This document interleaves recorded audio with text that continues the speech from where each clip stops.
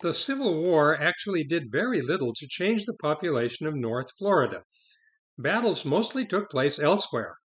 When the smoke cleared, the ordinary people across the region still remained pretty much where they had been before the war.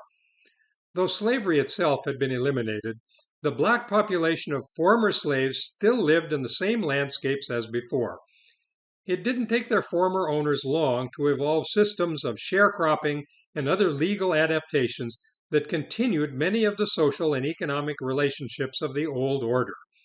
If we want a word to apply to North Florida in the aftermath of the war, a good choice would be stagnation. For example, the population of West Florida, west of the Apalachicola River, actually dropped by about 1,000 people between the censuses of 1860 and 1870. Middle Florida increased by 10,000, but this was mostly due to movements of black Floridians into the region. The white population remained almost unchanged. In the same period, though, East Florida gained almost 30,000 new residents, many of them arrivals from states further north and mostly settling in coastal counties. Another 10,000 new people appeared down south in the peninsula, nearly doubling the number of inhabitants there and equaling the increase in Middle Florida. A new era was taking shape in Florida, and it brought the swift eclipse of the former glory of Middle Florida and its agrarian planter elite. By 1880, numbers had doubled in East Florida and tripled in the peninsula, while West and Middle Florida continued to lag in growth. By 1900, Middle Florida actually switched places with the peninsula to the south in terms of largest and smallest white populations. On the other hand, the overwhelming majority of black residents still appeared in Middle and East Florida, far outnumbering whites by the end of the century. Why did Middle Florida stagnate and fall behind all the other regions in Florida after the Civil War? Everyone is familiar with the success story of Florida's rapid modern expansion, but we usually don't ask why the region that once was home to the largest native populations, that served as the breadbasket of the Spanish colonies, that dominated the Florida territory, and finally that determined the shape and course of antebellum Florida as a state, should slip into last place in terms of population and power over the following century. Part of the story is the same as in the rest of the United States in the late 1800s. The Industrial Revolution took firm root across the country, and the demographic balance of power shifted everywhere from rural agricultural populations to the new cities that came to dominate American society. By 1900, the largest cities in Florida were Jacksonville with 28,000 people, Pensacola with almost 18,000 people, Key West with 17,000 people, and Tampa with almost 16,000 people. No other city in the state had even 10,000 inhabitants in 1900. Tallahassee, the only city of any size in Middle Florida, never made it onto the top 10 city list in Florida, except for a brief appearance once in the 1910 census in 10th place. Both Live Oak and Lake City were bigger than Tallahassee in 1900. Some historians like to say that the coming of the railroads to Florida opened up the whole peninsula to settlement and growth. But the story is not quite that simple. After all, when the Civil War ended, Florida already had an existing network of railroads running east and west between Middle and East Florida regions, as well as down into the Pensacola region from states to the north. If progress simply followed railroads, it should have flowed along these existing lines into these regions that already had the largest settled populations and well-established economies. Paradoxically, though, those settled populations may be the reason why shrewd railroad barons of the late 1800s looked further south instead. Rich entrepreneurs like Hamilton Diston, Henry Plant, and Henry Flagler didn't just buy a little strip of right-of-way for building railroad tracks. They bought up vast tracts of virtually empty land all over the Florida peninsula, usually at incredibly cheap giveaway prices from the state of Florida rather than from private owners. Once the railroads had been built, they resold this land to newly arriving migrants at a steep profit, But even with that profit margin, the land was still a bargain for people moving down from other more settled states. This business plan would not have worked well in North Florida, where the land also was already settled and owned by private citizens. Property there was not available for the state's politicians to give away to developers. The railroads not only carried people to the Florida peninsula, they also carried a lot of things away again. Since Spanish times, a hardy breed of cattle known as scrub cows had adapted to the climate and parasites of this humid, swampy region. They provided a living to cracker cowmen who rounded them up from the vast, unfenced wilderness and sold them for beef and hides in Florida ports. You didn't need to own land to be a cowman. Until 1949, you could just turn them loose to roam anywhere. And if people wanted to protect their gardens, they were the ones who had to build fences. In fact, you didn't even need to own the cows. You could just ride out into the brush and swamps and catch wild cattle left over from previous centuries.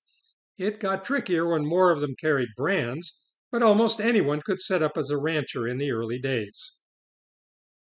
Arrival of the railroads, though, created incentives to expand herds, to improve them by breeding with other kinds of cattle, and to ship a better class of beef to hungry populations along the railroads to the north. Central Florida boomed for a century as one of the country's prime cattle raising areas. Even in 1860, before the war, the Florida Peninsula had more beef and dairy cattle than the three North Florida regions. During the 20th century, the peninsula reigned as the undisputed cattle headquarters of the state. This is yet another reason why the population of the state shifted away from North Florida as more and more jobs opened up further south in the beef industry and in transportation. At the risk of giving away the punchline of this presentation, though, you should notice that the peak of Florida beef production has already passed. The rising tide of cattle witnessed during the 20th century has begun to ebb now in the 21st century. The other side of this agricultural coin is even better known to most people. The railroads made it possible to load boxes of oranges, grapefruit, and other perishable crops and ship them quickly to populations all over the eastern United States. The same region that had long been the heart of cattle country also sprouted orange groves far and wide, giving names like citrus and orange to new counties created as the populations working these groves increased. However, an echo of the picture for cattle appears again for citrus. Again, we see the incredible economic boom of the 20th century reach a peak around the year 2000 and then begin an even steeper collapse in the 21st century. This time the culprit is infestation by citrus greening and other problems. There's no sign that this decline can be reversed or that citrus production in South Florida will ever return to the boom times of the late 20th century. The stagnation of Middle Florida also might be due in part to another pattern that does not come to mind as quickly as tourism or railroads or oranges or cattle. Before the Second World War, there were only 8 military bases in Florida. During that war, the number expanded to 170 military installations. In the second half of the 20th century, the United States maintained a large standing military force even after the war. Experienced Southern members of Congress, who enjoyed the secret weapon of long-term seniority, used their clout to concentrate these sites in their home states, bringing with them impressive payrolls and requirements for a host of local civilian goods and services to stimulate local economies and local population growth. Florida won its share of this flow of money from Washington. But for some reason, Middle Florida was almost totally left out of this picture. There are many sprawling military bases in West Florida, around Pensacola and Panama City. There are bases in East Florida. There are bases in Central Florida, from Tampa Bay to the Atlantic coast. There are bases around Miami, and of course the historic and strategic Navy base in Key West. But there are no bases of any significance anywhere within the bounds of the historic Middle Florida region. This is one more reason why that region has not kept up with the growth witnessed in the rest of the state. Yet another source of Florida's growth also has concentrated up to now in the southern end of the peninsula. immigration from other countries. When U.S. immigration laws changed in the 1960s, a new half-century tide of immigrants began to pour into the country, just as had happened in the earlier half-century between 1870 and 1920. This time they came mostly from Latin America and Asia, and South Florida has been the point of entry for a respectable fraction of that new tide. Many of these people from Cuba, Central and South America, Mexico, and other Caribbean islands have settled in Miami and other South and Central Florida communities. Today, there are nearly 3 million immigrants in Miami-Dade County alone, amounting to more than a tenth of the total population of Florida and almost half of the population of Miami. The further north we go from Miami, the lower the share of immigrants we find in county populations. This is another reason why North Florida has not kept up with the pace of growth witnessed further south in the peninsula. A final reason that northern Florida has been bypassed by a century of growth in favor of the booming coastal cities of the peninsula comes from preferences of the most important segment of migrants into the state. The number of people who have moved to Florida from other U.S. states far outweighs the number of international immigrants. The ratio is about 2 in-migrants for every immigrant. As a group, these interstate in-migrants are considerably older and whiter than the smaller flow of people who leave the state each year. For every one Black or Asian in-migrant to Florida annually, there's another Black or Asian person moving out of the state to make room for them. But for every one white out-migrant from Florida, the state gains about 3 white in-migrants from other places. The out-migrants tend to be in their 20s and 30s, while the in-migrants tend to be in their 50s and 60s, or even older. Florida has been a retirement mecca for more than a century, and that trend shows no sign of weakening. Most of the retirement migration to Florida aims for the cities along the Gulf and Atlantic coasts of the peninsula. There's a reason that the stretch of beaches along the Florida Panhandle is called the Forgotten Coast. It is not forgotten by the people who live there, but for most of the 20th century it was pretty well forgotten by the tide of retirees coming to Florida for its sun, sand, and safe neighborhoods. Their condos and golf carts add yet another reason why North Florida has not kept up with the rest of the state.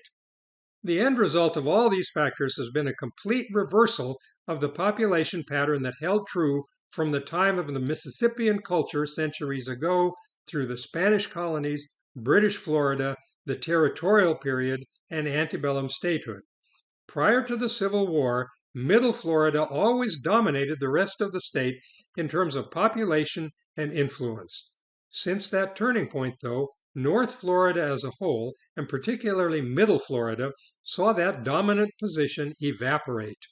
The share of the state's population living in North Florida steadily declined for a century after the Civil War and has remained at about the same low level for the past 50 years.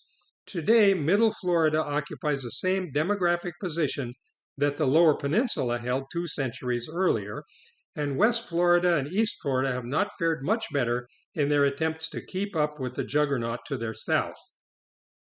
Of course, this does not mean that the population in the north of the state has not been growing. Looking only at proportions by region doesn't take into account the modern demographic explosion that has kept Florida at or near the top of the list of the fastest growing states throughout the 20th and into the 21st century. Every county and city in North Florida is bigger today than it was 100 or 50 or even 10 years ago. The Tallahassee metropolitan area today has more people than lived in the entire state 150 years ago. It is just that North Florida has been growing much more slowly than the lower peninsula, so that today we splash around in the shallow end of the pool instead of at the deep end. Now that we have put North Florida in its place, so to speak, and seen how one tide of people after another has affected the region, we might be in a position to look ahead. What can this new perspective help us to see for the future? Many thoughtful observers have been investigating this question, and some important possibilities are worth considering. For one thing, it now seems crystal clear that the Earth's climate is warming up. Glaciers and ice fields are melting. The oceans are expanding as they heat up. Sea levels are rising. Some areas along the Florida coast already suffer from more frequent flooding during the highest tides. As the oceans rise, saltwater intrusion into coastal water tables also becomes a serious threat. Where do we still find plentiful, clean, fresh water in aquifers? Where is the threat of flooding the least dangerous? The answer is in North and Central Florida, away from the coast. Warmer oceans also mean stronger and more frequent hurricanes, and again, coastal populations on the Florida peninsula find themselves living at ground zero for wind damage, storm surge, and general destruction. Year by year, this threat will become a more frequent and more devastating reality along these shores. Where is the threat of storm wind damage the lowest? Again, the answer is in North and Central Florida, particularly well inland in the vicinity of Lake City and the Interstate 95 corridor. The 20th century peaks in cattle and citrus production in the Florida peninsula have passed. This means that these industries will be facing tougher times in the future, affecting jobs for people living down there. At the same time, the cost of living is highest in the same coastal cities that are facing all the other dangers just mentioned. The handwriting is already on the wall for anyone who cares to read it. The flood tide of people rushing down the Florida peninsula for more than a century now has already passed its sustainable peak. When that tide begins to ebb, where will the new migrants go? We already know the answer to that question. Census figures for recent population movements show a dramatic exodus from the South Atlantic coastal region of Florida around Miami. As predicted by experts like Matt Hauer at FSU some years ago, people are beginning to move inland into the interior counties that used to concern themselves mostly with cattle and oranges. But people from these inland regions are moving too, and the net result of their decisions is now beginning to push the first rivulets of the new tide into North Florida. Like a glass of water, Florida is filling up from south to north. If you live in North Florida, it is time to recognize that they are coming here. This new tide of people entering North Florida is unlike any that we have seen in the past several centuries. It will not be coming from the north this time, from the Mississippian culture or British colonies. It will be coming from the south instead, and it will be composed of the people who bypassed North Florida earlier in preference for destinations further south. That earlier wave has hit the limits of the peninsula and will be splashing back into our neighborhoods during the 21st century. Some people have already figured this out. The St. Joe Company already has won approval for a vast new expanse of towns and related amenities spanning much of both Bay and Walton counties, some distance inland from the threatened beaches themselves. They already have their international airport open for business. The Bay-Walton development eventually will make the villages in Central Florida look like just a little village after all. Before you know it, Highway 319 will be 6 lanes wide all the way from Tallahassee to Panacea, and all those piney woods will be filled with new subdivisions looking for clean water, good schools, and convenient parking at the new stores and restaurants. When they turn on the taps in Miami and find salt water coming out, when a Category 6 hurricane finally blows the storm surge straight into Tampa Bay from the southwest, when the citrus groves have dwindled to a shadow of their former glory, millions of people in South Florida will be looking squarely at North Florida and thinking, why not? We may not be that thrilled to see them coming either. Carl Sagan once wrote that, quote, vast migrations of people, some voluntary, most not, have shaped the human condition. Tides of people will continue to ebb and flow across the planet. But the lands we run to now have already been settled. Other people, often unsympathetic to our plight, are there before us, unquote. Here in North Florida, we are the people who will be waiting for the new tide of the future to arrive. I certainly hope we can handle it with foresight and a constructive spirit. Good luck to us all.